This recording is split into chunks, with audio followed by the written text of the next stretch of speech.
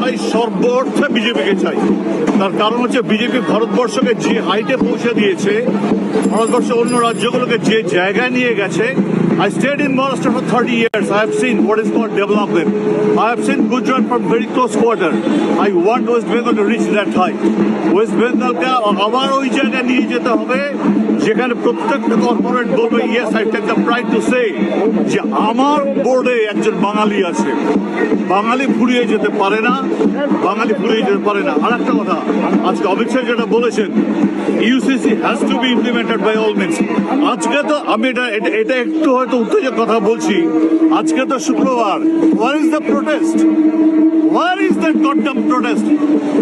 পারবেন ওরা প্রোটেস্ট করতে? 1 মিনিটে নাকি তারা শেষ করে দেবে হিন্দুদেরকে? এত সোজা?